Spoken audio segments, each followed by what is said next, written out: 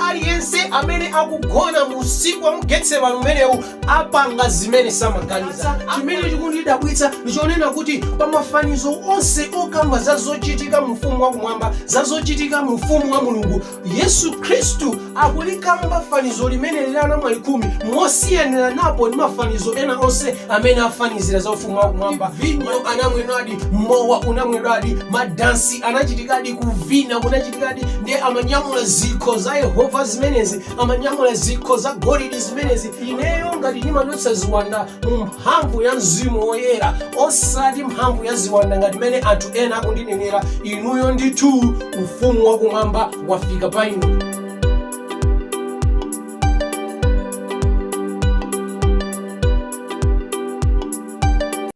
Moni mwambuye wathu Yesu Khristu ndi tsiku linanso lopambana limene Mulungu wachiona kuti chikhale chabwino kuti tikhale pamodzi ndi kugawana mawu ake. Takulandirani nonse, Mulungu wakumwamba akudalitseni pokhala pamenepo kuti tikhale pamodzi ndi kugawana mawu a Mulungu. Mawu athu m'buku la lero akuchokera m'buku la Mateyu. Mateyu chapter 25 verse 1 mpaka 13. Mateyu chapter 25 verse 1 mpaka 13. Verse 1.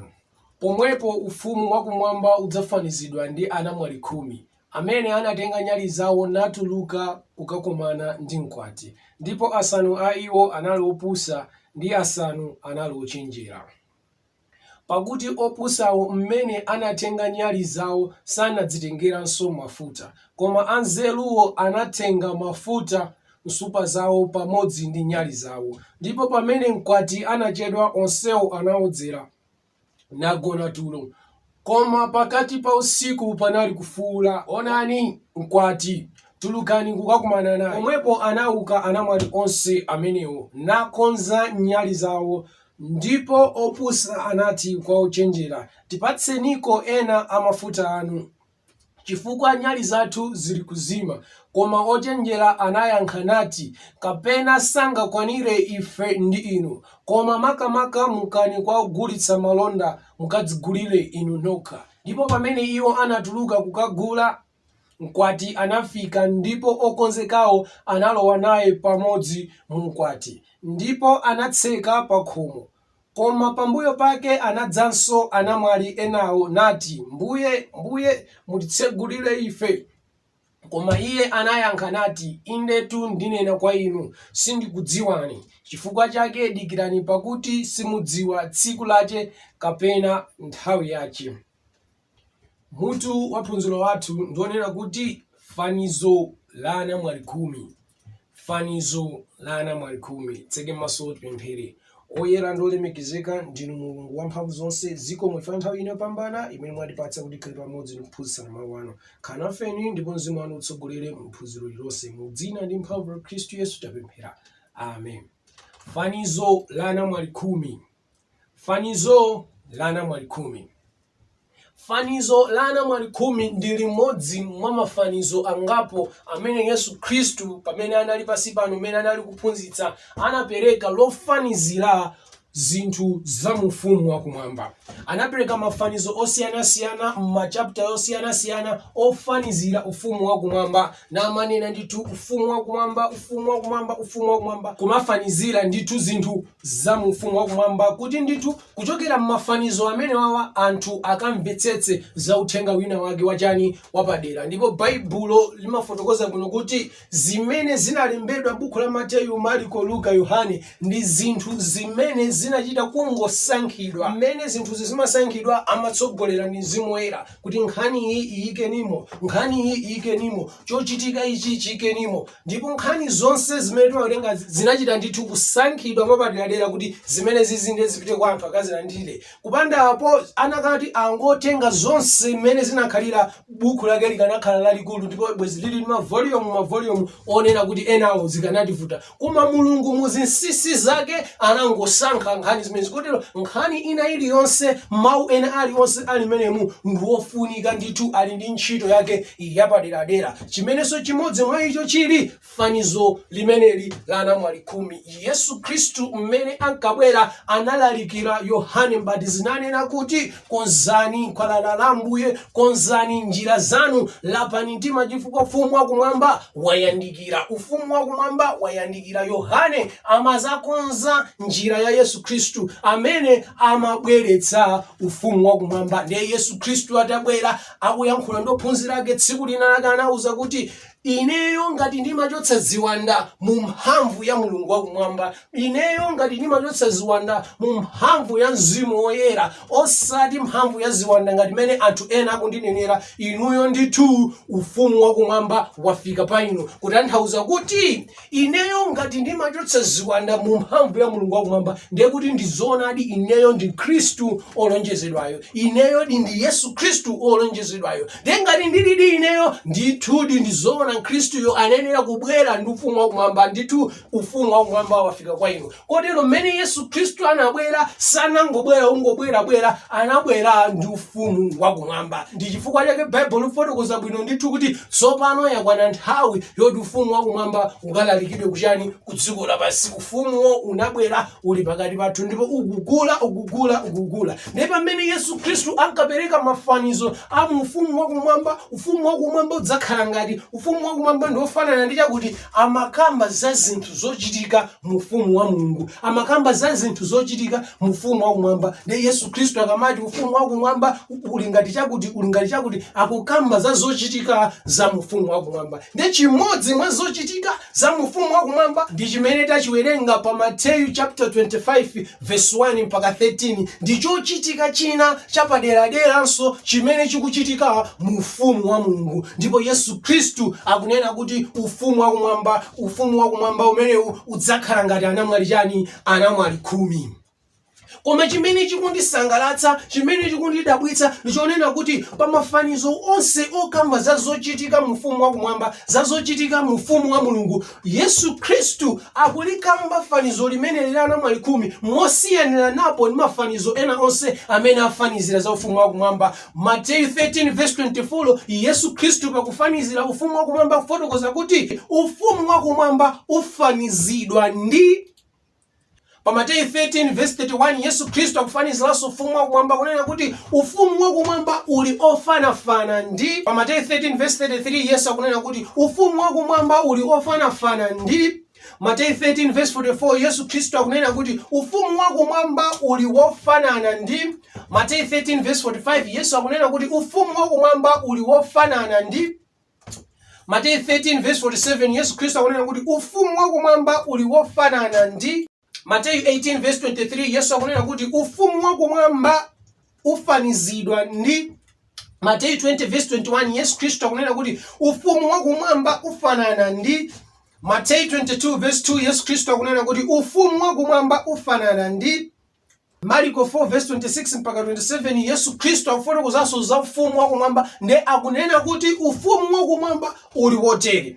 Kotero awa ndi mafanizo amene Yesu Khristu amapereka ofanizira ufumu wakumwamba. Chimene chikundisangalatsa nchonena kuti pamene amapereka Yesu Khristu mafanizo amenewa akugwiritsa ntchito mawu omanena kuti ufumu wakumwamba ukufanana ndi, ufumu wakumwamba ufanizidwa ndi, ufumu wakumwamba uli wotere. Mawu onse amene akuyankhula papa Yesu Khristu akutanthauza za zinthu zimene zikuchitika mu nthawi imeneyo mu ufumu wakumwamba. Akufanizira za zinthu, akukamba za nkhani zimene zinkachitika mu nthawi imene Yesu Khristu anali pa dziko lapansi pano, osati nthawi yakale, osati nthawi yatsogolo, iyayi koma zinthu zimene zimachitika mu nthawi yake Yesu Khristu. Ufumu wakumwamba ufanizidwa, ufumu wakumwamba ufanana, ufumu wakumwamba uli wotere, ufumu wakumwamba ufanafana, zonsezo zimachitika. Koma fanizo ili la anamwali khumi akuliyamba mwa mtundu wina mosemphana ndi enawa. Kodi ndikungolakwitsa mawu chabe? Kodi ndikungokhala kuti wayankhula mongozi chabe? Iyayi Yesu Khristu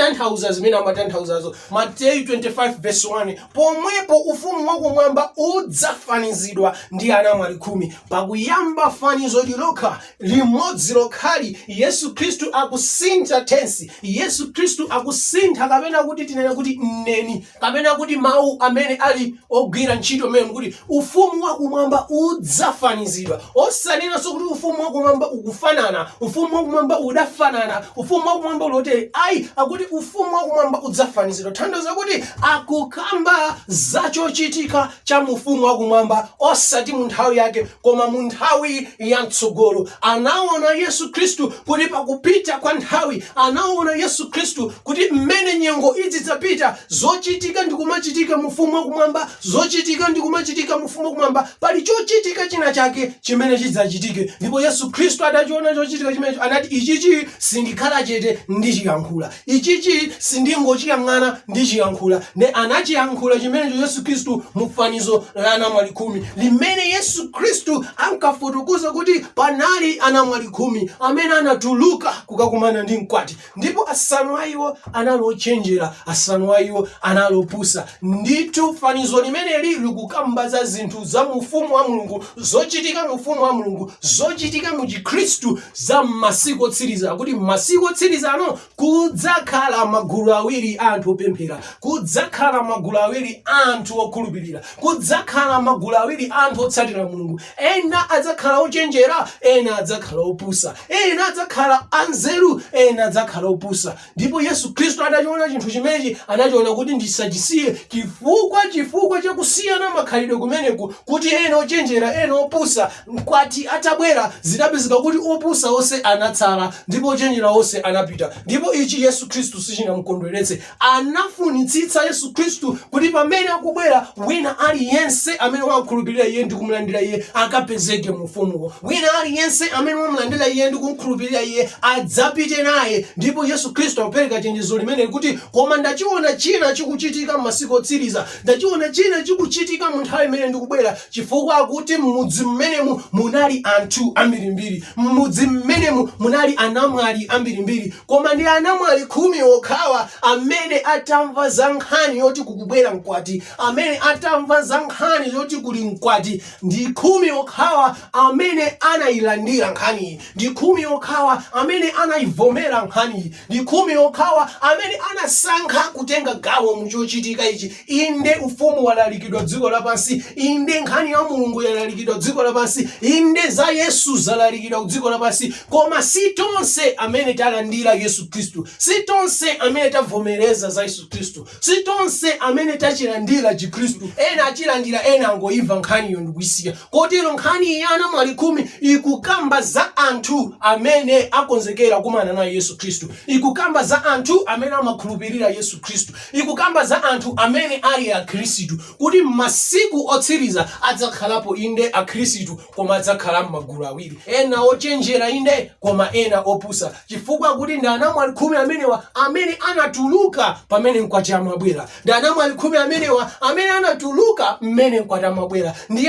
akhristu amenewa amene adzakumane naye Yesu Khristu akamabwera, ndi akhristu ndithu anthawi ya masiku amene mkwati akubwera, ndi akhristu anthawi amasiku amene Yesu Khristu akubwera, amene tili masiku athu ano. Anachiona chinthu ichi Yesu Khristu kuti tidzakhalapo inde akhristu koma tidzakhala m'magulu awiri, ena ochenjera ena opusa, ena anzeru ena opusa. Kodi inu muli gulu liti? Muli gulu lochenjera kapena muli gulu lopusa? Mmene akufotokoza kuti panali anamwali khumi, ena analochenjera, ena analotani, ena analopusa. Kama werenga Bible la Chizungu limafotokoza kuti ena they were wise, ena they were foolish. Tanthauza kuti ena anali anzeru, ena analotani, ena analopusa. Pamene akamanena kuti wanzeru, mawu otsutsana nawo ndionera kuti wopanda nzeru. Akamanena kuti wise, mawu otsutsana nawo ndionera kuti unwise. Pamene akufotokoza kuti anamwali khumi amenewa ena anali anzeru, ena analopusa, sakufotokoza ayi kuti ena anali anzeru, ena opanda nzeru. Iyayi akufotokoza kuti ena anali anzeru, ena analotani, opusa. Kutanthauza kuti chani? Akhristu amenewa anamwali khumi amenewa nzeru anali nazo osewa, maganizo abwinobwino oyenda kumagwira ntchito anali nawo osewa, koma enawa akhala bwanji bwanji wopusa, enawa akhala bwanji wopusa, chifukwa choti nzeru ali nazo choncho, maganizo abwino ali nawo choncho, sanafune kugwiritsa ntchito maganizo amenewo, sanafune kugwiritsa ntchito nzeru zimenezo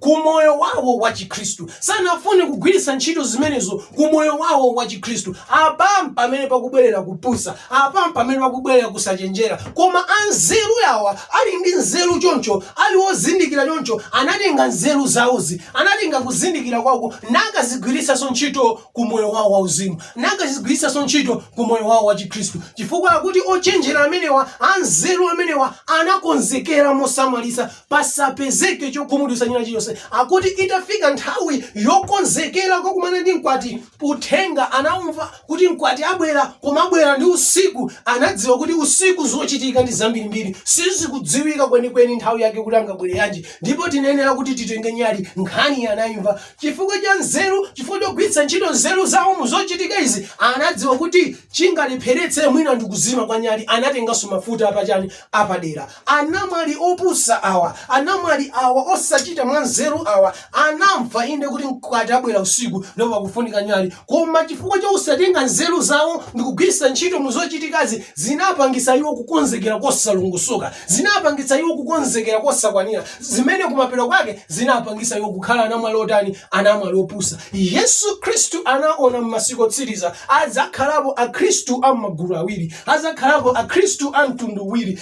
onse anzeru inde, onse ozindikira inde, onse omva mawu inde, onse onyamula baibulo inde, onse osala kudya, onse okwera phiri, onse ochita zonse zimene Khristu amayenera kuzichita, onse okhala mu zimene Khristu amayenera kukhala, onse nkumaoneka ndithu kuti akhristu, komano ena azachita mwa nzeru mopambana enawa, ndipo enawa azachita moti mmene zapezekeramo, mmene zililimo zikhalemo choncho. Ndipo machitidwe awa osatenga nzeru zako munthu ndikuzikira ku moyo wako wachizimu, ndi amene adzapangitse akhristu ambiri kudzalephera mu nthawi imeneyo. Monga ndanena kale kuti kupusa uku kwa anamwali asanu awa kukubwera ponena kuti zikafika ku zinthu za uzimu, zikafika ku zinthu za mawu a Mulungu, nzeru zimene ali nazo, kudziwa kumene ali nako, kuzindikira kumene ali nako, sagwiritsapo ntchito pa zinthu zachani, pa zinthu za uzimu. Pa chifukwa chimenechi makonzekeretsedwe awo adzakhala osatani, osakwanira iyayi.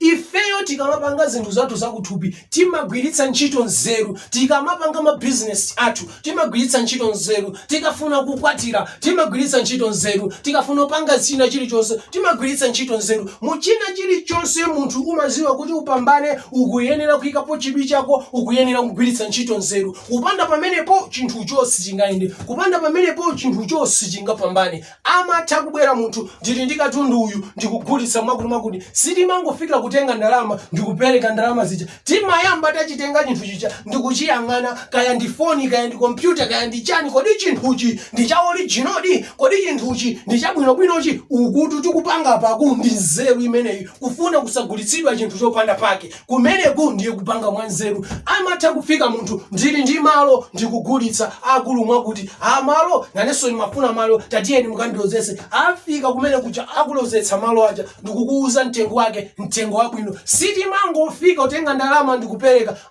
timafusa tiyeni tipite kwa mfumu akachitire umboni, nanunso abale anu achitirenso umboni, tiyeninso kaya tikaone kulanzi ngati munapangitsira kale mapepala, tikaone ngati muli mapepala amalowa. Ndisangotenga ndalama zanga ndikupereka chifukwa choti inu mwandilozetsa malo. Kuchita uku ndi kuchita mwa nzeru, ndipo timapambana mmoyo mwathu nthawi zonse pamene tachita mwachani, mwa nzeru. Tikakhala anthu a business, sumangofika upereka ndalama zako katundu sanamuone bwino, zinthu sanazizindikire bwinobwino. Timafufuza china chilichonse chifukwa pataoni pano panachuluka mbava, pataoni pano panachuluka madobadoba. Koma chodabwitsa ndi chonena kuti tikafika ku zinthu za uzimu, nzeru izi, kuyang'anitsitsa uku, kusamalitsitsa uku, sitichitayi. Timangochita monga mmene zikubwerera. Ngati mmene angabwerere munthu kudzakugulitsa chinthu iwe nkungofikira upereka ndalama, kumeneko ndiye kupusako. Ngati mmene angabwerere munthu ndili ndi malo ogulitsa, iwe kungoaona ndi kupereka ndalama. ndalama kumeneko ndiye kupusako. Ngati mmene angabwerere munthu ndi zakudya zogulitsa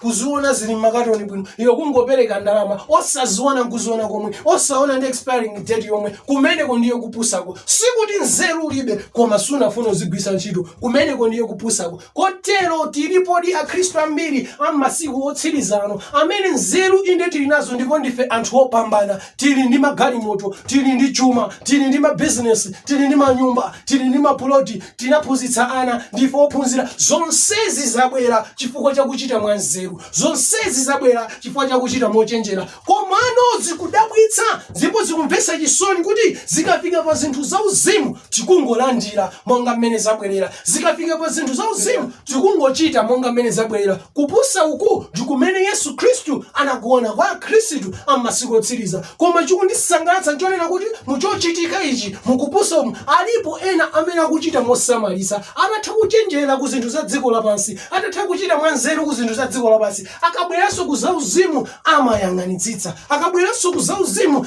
amafufuza, akabweranso ku zauzimu amaziyang'anitsitsa chifukwaso safuna kuberedwa ngakhale ku zinthu zauzimu. Ino anakuwuzani kuti mbava zinathira ku dziko kokhani nani, mbava zinafika ngakhale mkachisi. Kotero nzeru zimene tili nazo, masamalitsidwe amene timachita ku zinthu za dziko tikachitenso chimodzimodzi ndi zinthu zakumwamba. Wina aliyense ochita mochenjera ndi mwa nzeru pachina chilichonse chomwe akuchita munthuyo amapambana. Wina aliyense ochita mwachibwana, wina aliyense ochita mosasamala pa chinthucho munthuyo amagwa. Mulungu wakumwamba Yesu Khristu sakufuna inu muzatsale chifukwa chakuchita mwachibwana nzeru muli nazo. Sakufuna muzatsale chifukwa chakuchita mozengereza nzeru muli nazo. Sakufuna muzatsale chifukwa chakuchita masewera nzeru muli nazo. Chifukwa chakakupereka fanizo limeneli kuti ndachiona ine masiku otsiriza azakhala pa Khristu amagulu awiri, ena anzeru ena opusa. Miyambo 8 verse 5. Miyambo 8 verse 5. Achibwana inu chenjerani, opusa inu khalani ndi mtima wozindikira. Akuti achibwana inu chenjerani, opusa inu khalani ndi mtima wotani ozindikira. Chibwana chimaunonga, chibwana chimapangitsa munthu apange zinthu zimene sanenera kupanga. Kodi chibwana ndi chani? Chibwana ndi kuchita zinthu mosasamala, chibwana ndi kuchita zinthu mosalingalira. Chibwana ndi nthawi imene dokotala atatha kumuona patient kuti patient yo alibe magazi, wangonyamuka ndukafika mmene amasungira magazi ndikungotenga magaziwo ndikamuyika patient yo, osayeza komwe blood group kapena kuti ndi group yanji ya magazi ya patient yo nanga ndi group yanji ya magazi amene ndatengawa. Chimenecho ndiye chibwana. Chibwana atundi pamene munthu wakumana ndi munthu mwagwirizana mwaparana ubwenzi mpaka ukalowa mbanja ndi mukhala anthu okwatirana koma musanayezetse. Ichi ndiye chibwana chifukwa masiku ngathu ngati ano sizongonyamuka ndikumangalowa mbanja osayezetsa magazi. Ichi ndiye chibwana. Kotero Miyambo 8 verse 5 afotokoza kuti achibwana inu chenjerani, opusa inu khalani ndi mtima wotani ozindikira. Chibwana ndi kupusa sizinatalikane chifukwa zochitika zake ndi zofanana. Tikatenga zibwana pa mawu a Mulungu, tikatengera zibwana pa moyo wathu auzimu, sitipambana ndipo tilephera. Miyambo 14 verse 15. Wachibwana akhulupirira mawu onse koma ochenjera kapena kuti wanzeru amasamalira mayendedwe ake. Akuti wachibwana amakhulupirira mawu onse koma ochenjera wanzeru amasamalira mayendedwe ake. Kunja kuno kuli ziphunzitso zimbirimbiri, kunja kuno kuli mawu a Mulungu ambirimbiri, kunja kuno kuli mipingo ambirimbiri, kunja kuno kuli mautumiki ambirimbiri, kunja kuno kuli manenero ambirimbiri. Wina aliyenseyo akulozera munthu kwa Mulungu, wina aliyenseyo akulozera munthu kwa Mulungu. Komatu mawu a Mulungu afotokoza kuti ndi wachibwana yekha amene amamva zonse ndi kukhulupirira zonse. Koma ochenjera ndi wanzeru amasamalitsa mayendedwe ake, amasamalitsa kuti pomwe ndi uponda ine palipotani, osangoponda kuti pakuoneka kuti pakusapondeka, koma amasamalitsa mayendedwe ake. Kodi zimene ndimachita zindimachita chifukwa chani? Kodi zimene ndimakhulupirira zindimakhulupirira chifukwa chani? Nanga izozo ndimakanazo ndimakana chifukwa chani? Koma nanga mawu a Mulungu akunena kuti chani? Analipota Khristu aku Bereya amene Paulo anayamikira ndithu kuti amenewa anali opambana chifukwa iwo amati akamva mawu amamvetsera onse nalandira onse koma samangoyenda mmene ayenderamo, samangoyenda mmene mawu abweramo, amakawerenga mawu a Mulungu naona ngati zinthuzo zili choncho. Miyambo 14:15 wachibwana akhulupirira mawu onse koma wochenjera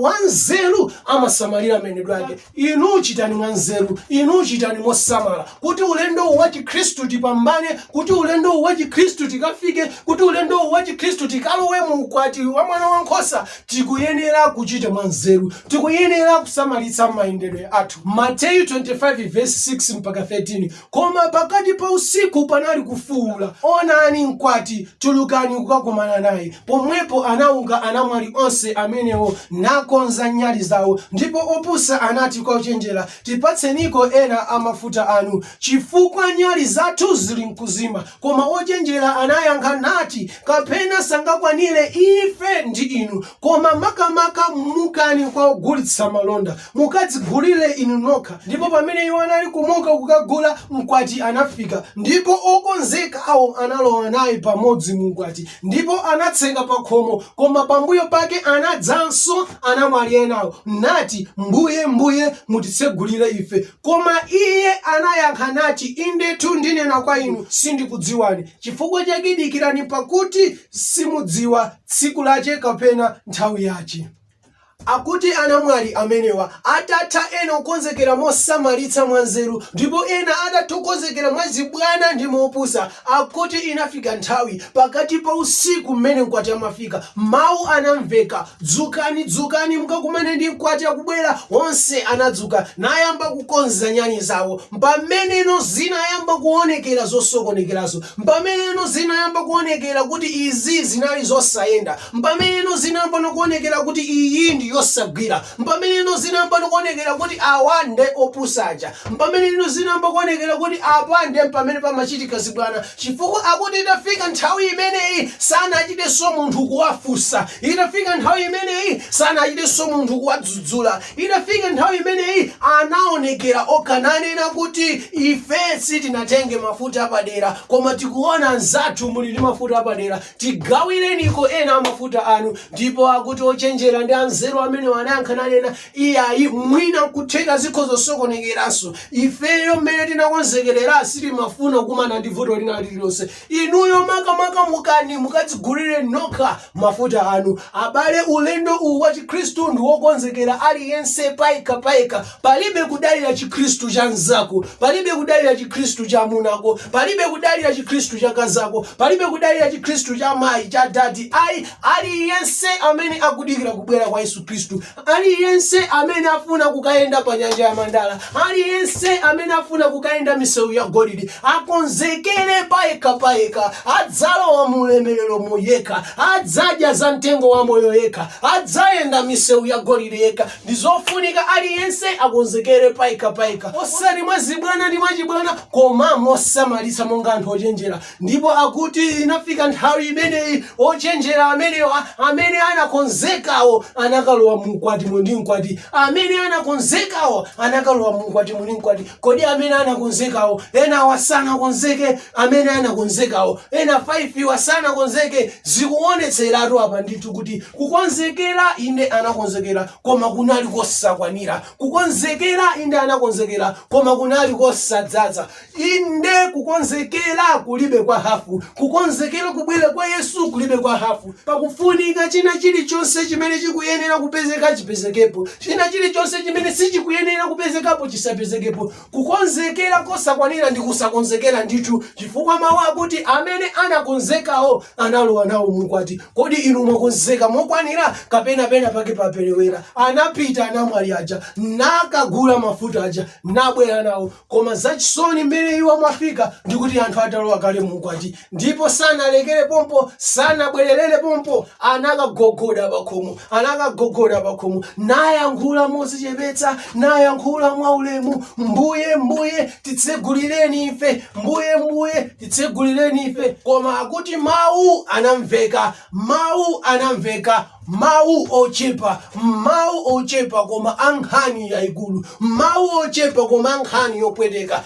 Anati iyayi ine sindikutani sindikudziwani. Koma pambuyo pake anadzanso anamwali enawo nati mbuye mutitsegulire ife. Koma iye anayankha nati indetu ndinena kwa inu sindikudziwani. Ndakayika ngati mmene yankho ili amayankha anali adatsegula chitsekochi. Ndakayika ngati mmene yankho ili amayankha anali adatsegula chitsekochi, namayang'anizana nawo, namayankha za mtendere, namayang'anizana nawo, namayankha za chisoni, namayang'anizana nawo, namayankha mwamvera chisoni. Ndikutha kuona kuti mkwati ameneyu anangoyankha ali mkati momo kuti chokani sindikukudziwani. Osadziwa sukhala nawo business ini aliyonse, osadziwa sukhala nawo chochita china chilichonse, osadziwa sukhala nawo zokambirana zina zilizonse. Uku ndikuyankhula kuti ndilibe china chilichonse chokhudzana inu ndine sindikukudziwani. Nkhani iyi idzakhala yokhumudwitsa. Tilipo yambiri lero akhristu opusa, akhristu osachita mosamala. Chikundiopsa ine akuti anthuwa atafika anawuzidwa kuti chokani sindikukudziwani. Panalibe nthawi yoti afotokoze, sanapatsidwe mwayi oti afotokoze. Ndi chifukwa chani afika mochedwa kukwati? Ndi chifukwa chani akupezeka kunja kwa chitseko? Ndi chifukwa chani akupezeka pamene mkwati amabwera sanapeze, sanapatsidwe mwayi ngakhale ofotokoza kuti mwina ndalama inatalikira, kuti mwina zinthu zinathina, kuti mwina anali bize ndi china chake, kuti mwina mkwati ameneyu anakati wamva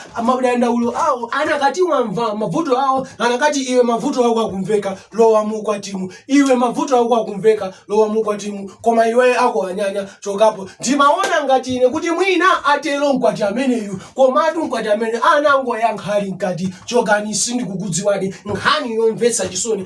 Alipodi akhristu osasamala lero timayankha nkumanena, tikamaphunzitsidwa, tikamadzudzulidwa, tikamauzidwa, timanena tikazionera komweko, tikaziona tsiku lomwelo zidzaoneka kwenikweni Yesuyo akadzabwera. Mpingo weniweni udzaoneka Yesuyo akabwera. Akhristu enieni adzaoneka Yesuyo akabwera. Chimene Mulungu amafuna chidzaoneka Yesuyo akabwera. Atumiki enieni adzaoneka Yesuyo akabwera. Koma chikundipesa chisoni apa kuti anamwali asanu opusa amenewa itafika nthawi yoti chenicheni chioneke chachisoni ndi chakuti nthawi yokonzera panalibepo, pa nthawi yoonera chenicheni panalibepo nthawi yokonzera. Ichi nchimene chikundiopsa ine kuti mmene Yesu Khristu akubwera, mmene tidzazindikira kuti Yesu ndi uyu, mmene tidzazindikira kuti Mulungu amafuna izi, mmene tidzazindikira kuti zenizeni ndi izi, idzakhalanso kuti nthawi yoti tingakonze idzakhala yatha. Lero tili ndi nthawi yabwino, lero tili ndi nthawi yabwino. China chilichonse tikhoza kuchipeza lero, kufuna kufufuza chilichonse tikhoza kuchipeza lero, kufuna kuyang'ana chilichonse tikhoza kuchipeza lero. Mawu a Mulungu alipo ndi aulere, Baibulo lilipo ndi laulere,